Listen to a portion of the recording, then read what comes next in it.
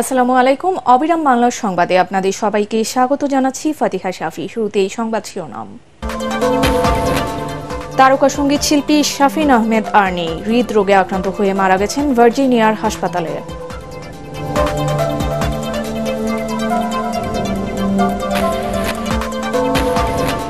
কোটা সংস্কার আন্দোলনকে ঘিরে আইন শৃঙ্খলা বাহিনী কোনো ছাত্র নেতাকে গ্রেপ্তার করেনি। কেউ নিরাপত্তাহীনতায় ভুগলে সহায়তা দেবে সরকার, জানালেন স্বরাষ্ট্রমন্ত্রী।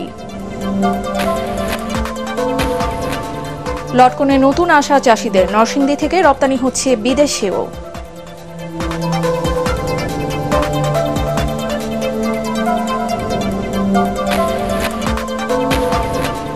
এবং যুক্তরাষ্ট্রের প্রেসিডেন্ট নির্বাচনে জনপ্রিয়তার দৌড়ে ডোনাল্ড ট্রাম্পের চেয়ে এগিয়ে কামলা হ্যারিস। ভারতে তার পূর্বপুরুষদের গ্রামে চলছে উৎসব ও পূজা। শুনছিলেন সংবাদ শিরোনাম, এবারে পুরো সংবাদ। খ্যাতিমান সঙ্গীত শিল্পী শাফিন আহমেদ মারা গেছেন। ইন্না লিল্লাহি ওয়া ইন্না ইলাইহি রাজিউন। যুক্তরাষ্ট্রের ভার্জিনিয়ার একটি হাসপাতালে আজ সকালে চিকিৎসাধীন অবস্থায় তার মৃত্যু হয় বলে জানিয়েছেন স্বজনরা। গুণী এই শিল্পীর ভাই হামিন আহমেদ জানান, শাফিনের ম্যাসিভ হার্ট অ্যাটাক হয়েছিল। 20 জুলাই তার একটি কনসার্ট ছিল ভার্জিনিয়ায়। শোয়ের আগে অসুস্থ হয়ে পড়েন তিনি। শো ক্যান্সেল করা হয়। সেদিনই তাকে হাসপাতালে ভর্তি করা হয়েছিল। এরপর লাইফ সাপোর্টে নেওয়া হয়। প্রসিদ্ধ ব্যান্ড মাইলসের প্রতিষ্ঠাতা শাফিন আহমেদের গান 90-এর দশকে তুমুল জনপ্রিয়তা পায় তরুণ প্রজন্মের কাছে। মৃত্যুকালে তার বয়স হয়েছিল 63 বছর।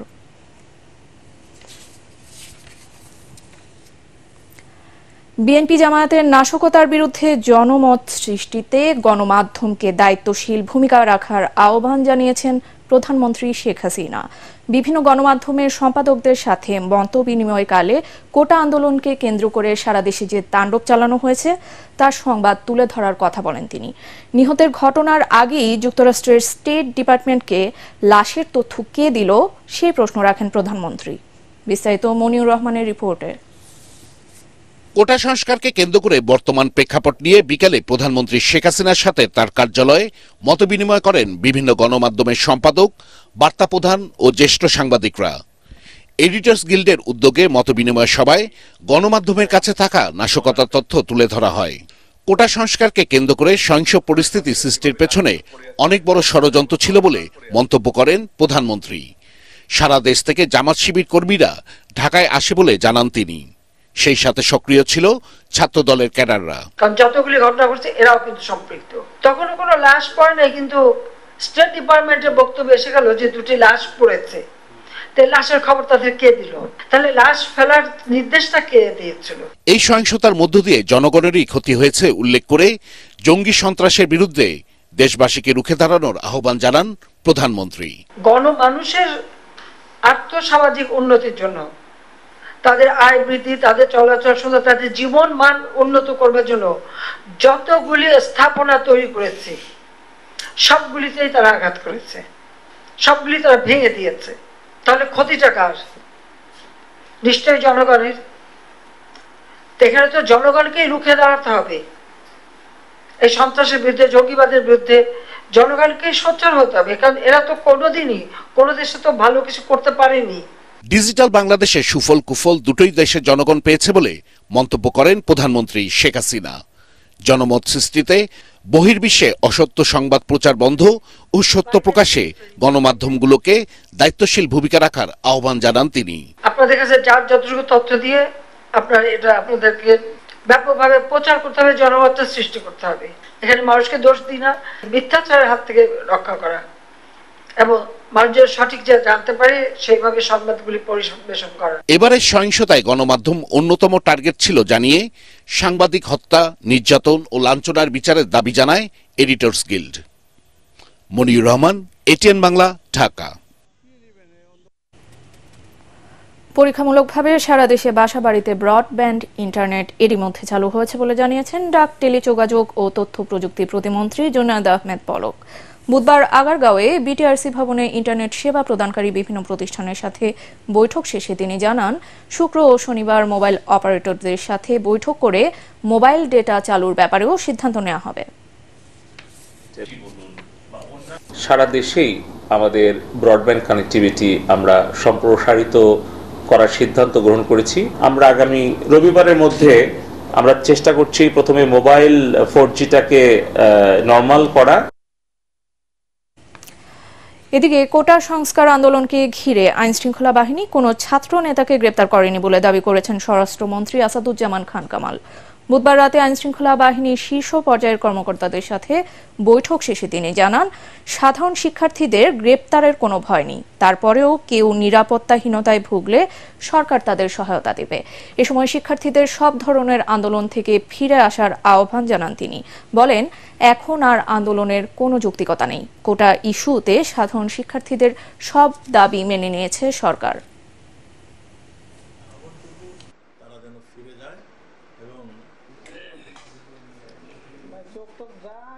আইন শৃঙ্খলা বাহিনী কাউকে অ্যারেস্ট করেনি, ছাত্র নেতাদের কাউকে অ্যারেস্ট করেনি, বরং তারাই বিভিন্ন জায়গায় লুকিয়ে রয়েছে এবং তারা যে নানান ডাইমেনশনাল আতঙ্ক রয়েছে এটা তারা নিজেরাই বলছে। কিন্তু আইন শৃঙ্খলা বাহিনী সরকার তাদেরকে সবসময় বলে আসছে, তাদের সবসময় অনুরোধ করছে, তোমরা তোমাদের দাবি দাওয়া মেনে নেওয়া হয়েছে, তোমরা এখন উইথড্র করো। বিভিন্ন স্বার্থান্বেষী বিভিন্ন দল বিভিন্ন গোষ্ঠী তাদেরকে উৎসাহ দিচ্ছে, তাদেরকে প্ররোচনা দিচ্ছে তারা ধ্বংসাত্মক কাজের লিপ্ত হওয়ার জন্য। আমি সেটাই বলছি, সেই জায়গার থেকে যেন সরে আসে।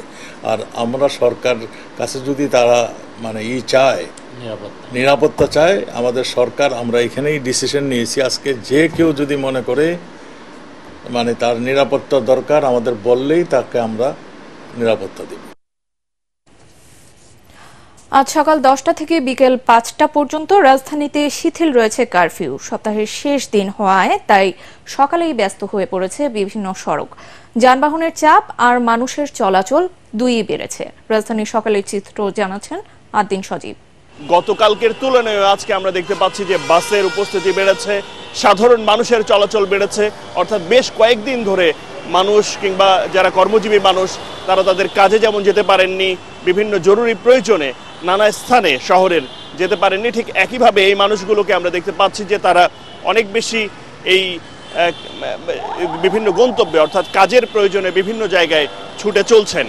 আমরা দেখতে পাচ্ছি যে বিভিন্ন স্থানে গুরুত্বপূর্ণ যে জায়গাগুলো রয়েছে, যেগুলো কিছুটা সেন্সিটিভ, সেসব জায়গায় ডাইভার্সন করা রয়েছে। অর্থাৎ সে জায়গায় গাড়ি কিংবা যে কোনো রকমের যানবাহনকে গতিরোধ করা হয়েছে এবং আপনাকে একটু আঁকাবাঁকা হয়ে যেতে হবে, স্লোলি যেতে হবে, সেই জায়গাগুলোতে করা হয়েছে। তবে আমরা একটা বিষয় একটু বলে রাখি, সেটা হলো যে অন্য যে কোনো দিনের তুলনায় আজকে পথে আমরা সেনাবাহিনীর উপস্থিতি কিছুটা কম দেখেছি।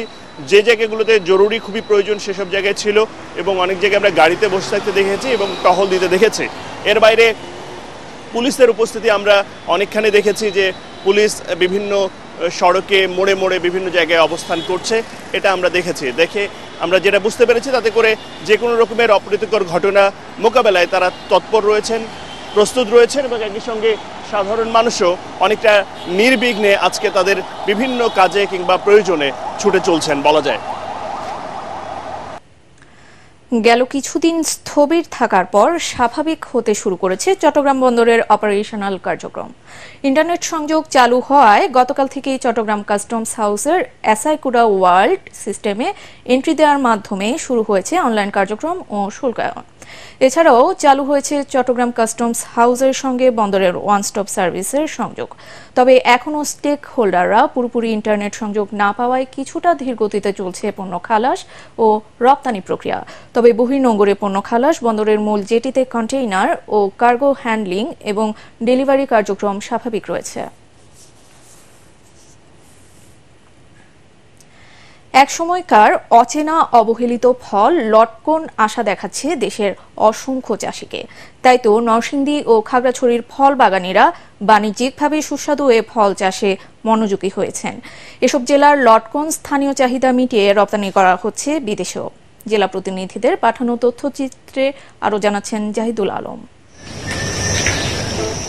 স্বল্প ব্যয় ও অল্প পরিচর্যায় অভাবনীয় ফলন আশায় দিন দিন বাড়ছে লটকন চাষের পরিধি। চলতি মৌসুমে বৈরী আবহাওয়ার কারণে উৎপাদন কিছুটা কম হলেও ভালো দাম পাওয়ায় খুশি চাষিরা। এদিকে বনের লটকন এখন লাখ টাকার স্বপ্ন দেখাচ্ছে পাহাড়ের কৃষকদেরও।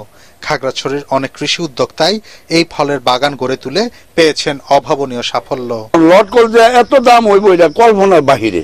বছর তো 12 মাসে, এক বছরও কিন্তু 3 মাসের বেশি থাকে না, কিন্তু ভালো হইতো যদি আলু পেঁয়াজ এগুলির মতো যদি 12 মাসে লটকন আমরা খাইতে পারতাম। পড়াশোনার পাশাপাশি শেষ করে লটকন যখন শুরু করে চাকরির পিছনে না ছুটে এখন দেখি লটকনের পর্যাপ্ত ফলন পাচ্ছি, এমনকি বাজারে আশানুরূপ দাম পাচ্ছি। বিগত 3-4 বছরে যে 350 মতো লটকন গাছ রোপণ করেছিলাম, এবছর ওখান থেকে 2 থেকে 250 গাছে ফলন আসছে, ওখান থেকে প্রায় 3 টনের অধিক আমি বিক্রি করে ফেলছি অলরেডি। এদিকে লটকন চাষকে আরো সম্প্রসারণ, রপ্তানি বৃদ্ধি, সংরক্ষণ সহ নানা বিষয়ে নিয়মিত পরামর্শ দেয়া হচ্ছে বলে জানায় কৃষি সম্প্রসারণ বিভাগ। কৃষি বিভাগের পক্ষ থেকে তাদেরকে সময় মতো পরামর্শ দিয়ে থাকি, কারিগরি পরামর্শ দিয়ে থাকি, প্রশিক্ষণ দিয়ে থাকি এবং রোগ এবং পোকা আক্রমণ হলে আমরা প্রয়োজনীয় ব্যবস্থা নেওয়ার জন্য আমাদের কৃষক ভাইদেরকে সেইভাবে পরামর্শ দিয়ে থাকি। 2019 মেট্রিক টন আমাদের লটকন উৎপাদন হবে এবং আমাদের পাহাড়ের মাটি অ্যাসিডিক হয়, লটকনের যথেষ্ট মিষ্টতা আছে এবং আমাদের কৃষকরা কিন্তু বাজারে 100 থেকে 120 টাকা কেজি দরে এই লটকন বিক্রি করছে। এবছর নরসিংদীর 1900 হেক্টর এবং খাগড়াছড়ির 145 হেক্টর জমিতে সুস্বাদু ও ঔষধি গুণসম্পন্ন ফল লটকনের আবাদ হয়েছে। Bureau report, ATN Bangla. যুক্তরাষ্ট্রের প্রেসিডেন্ট নির্বাচনে জনপ্রিয়তার দৌড়ে রিপাবলিকান পার্টির প্রার্থী ডোনাল্ড ট্রাম্পের চেয়ে এগিয়ে আছেন ভাইস প্রেসিডেন্ট কামালা হ্যারিস। বিজয়ী হলে বিশ্বজুড়ে নতুন ইতিহাস গড়ে তিনি হবেন আমেরিকার প্রথম নারী প্রেসিডেন্ট। আর এমন ধারণা নিয়েই কামালা হ্যারিসের পূর্বপুরুষদের বসতি ভারতের এক গ্রামে চলছে উৎসব, পূজা পার্বণ। আরও জানাচ্ছেন কেরামতুল্লাহ বিপ্লব। থুলসেন্দ্রপুরম তামিলনাড়ুর এই গ্রামটি চেন্নাই শহর থেকে 300 কিলোমিটার দূরে। সেখানেই থাকতেন মার্কিন ভাইস প্রেসিডেন্ট কমলা হ্যারিসের নানা নানি। আমেরিকায় জন্মালেও গ্রামটির মানুষ মনে করেন মার্কিন ভাইস প্রেসিডেন্ট কমলা হ্যারিস তাদেরই মেয়ে। তার প্রেসিডেন্ট পদে মনোনয়ন পাওয়ার খবরে তাই দারুণ খুশি তারা। And once she becomes the president, our earnest request is she should be a friendly country for our nation. तो वहाँ जब हमारे कैंडिडेट जाके उन कंट्रीज को लीडरशिप करते हैं, वहाँ अपनी लीडरशिप फॉलो करते हैं, तो वो हमारे लिए प्राउड की बात है। भारतवंश का अगर कोई राष्ट्रपति बनता है तो ये पूरे भारत देश के लिए गौरव और अभिमान की बात है। থুলসেন্দ্রপুরমের মন্দিরে বিশেষ পূজা হয়েছে কমলা হ্যারিসের জন্য। 59 বছর বয়সী কমলা হ্যারিসের ছবি দিয়ে পথে পথে ব্যানারও শোভা পাচ্ছে। সেখানে চলছে ভোজ, মিষ্টি বিতরণ। উল্লেখ্য, কমলা হ্যারিস একজন ভারতীয় বংশোদ্ভূত মার্কিন নাগরিক। কমলার মা শ্যামলা তামিলনাড়ুর এই গ্রাম ছেড়ে 19 বছর বয়সে যান আমেরিকায়। We're going to win.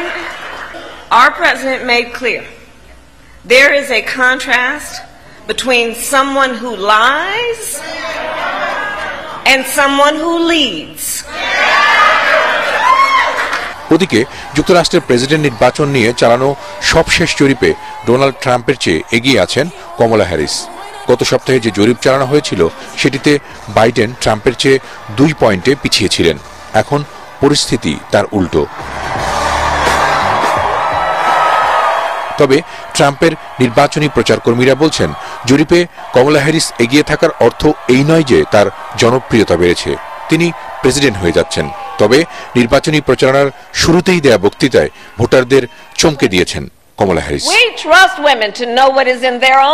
কেরামতুল্লাহ Biplab, ATN Bangla.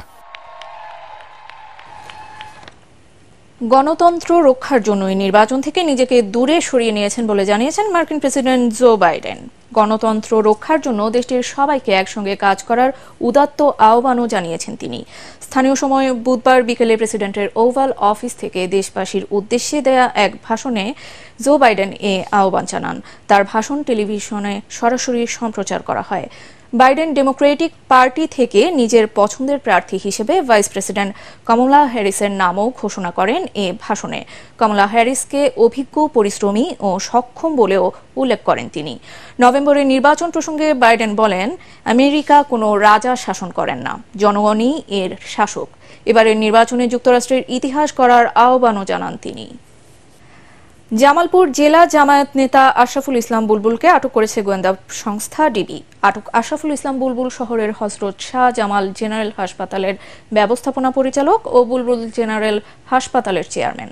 গতকাল সন্ধ্যায় শহরের মির্জা আজম চত্বর সংলগ্ন বুলবুল জেনারেল হাসপাতাল থেকে তাকে আটক করা হয়। জামালপুর ডিবির ওসি কাজী শাহ নেওয়াজ জানান, তার বিরুদ্ধে বিএনপি জামায়াতের নাশকতাকারীদের অর্থ সহায়তার অভিযোগ রয়েছে। আর এবারে থাকছে পার্টিক্স খেলার খবর।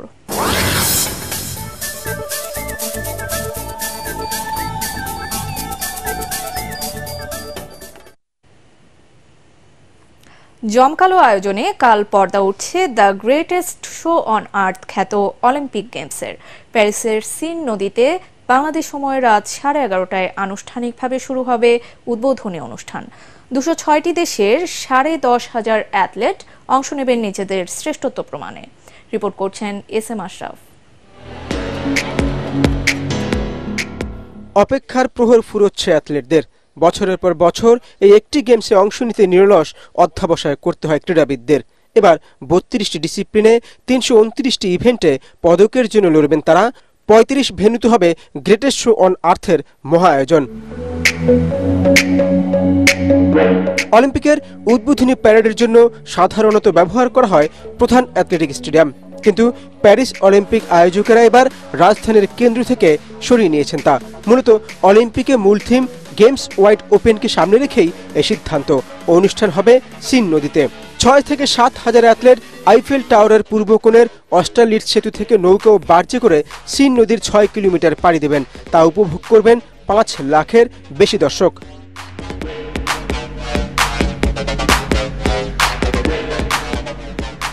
বর্ণাঢ্য আয়োজন শেষ হতে লাগবে 4 ঘন্টা। পুরো অনুষ্ঠান ভাগ করা হবে 12টি ভাগে, যেখানে 3000 নৃত্যশিল্পী, সঙ্গীত শিল্পী ও বিনোদন কর্মী অংশ নেবেন। এই আয়োজন দেখার অপেক্ষায় তাই সারা বিশ্বের কোটি দর্শক। SM. Ashraf, ATN Bangla. Paris অলিম্পিকের ফুটবল ইভেন্টে মরক্কোর কাছে 2-1 গোলে হেরেছে দুইবারের স্বর্ণজয়ী আর্জেন্টিনা। ফ্রান্সের সেন্ট এতিয়েনে ম্যাচের 12 মিনিটে গোলের সুযোগ কাজে লাগাতে পারেনি আল বিসালেস্তররা। প্রথমার্ধে আর্জেন্টিনা রক্ষণ কাঁপিয়ে গোল আদায় করে নেয় মরক্কো। যোগ করা হয়, রাহিমি এগিয়ে নেয় তার দেশকে। দ্বিতীয়ার্ধের 5 মিনিটের মধ্যে রাহিমির গোলেই স্কোরলাইন 2-0 করে আফ্রিকার দেশটি। 67 মিনিটে আর্জেন্টিনার হয়ে ব্যবধান কমান গুলিয়ানো সিমিওনে। এরপর অতিরিক্ত সময়ের শেষ মুহূর্তে নিকোলাস মেদিনা গোল করলেও তা বাতিল হয় অফসাইডে। সংবাদ শেষ করছি, তার আগে শিরোনামগুলো আরও একবার।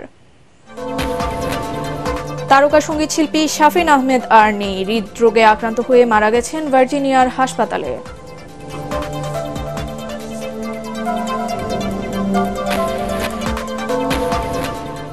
কোটা সংস্কার আন্দোলনকে ঘিরে আইনশৃঙ্খলা বাহিনী কোনো ছাত্র নেতাকে গ্রেপ্তার করেনি। কেউ নিরাপত্তাহীনতায় ভুগলে সহায়তা দেবে সরকার, জানালেন স্বরাষ্ট্রমন্ত্রী। লটকনে নতুন আসা চাষিদের নরসিংদী থেকে রপ্তানি করা হচ্ছে বিদেশেও।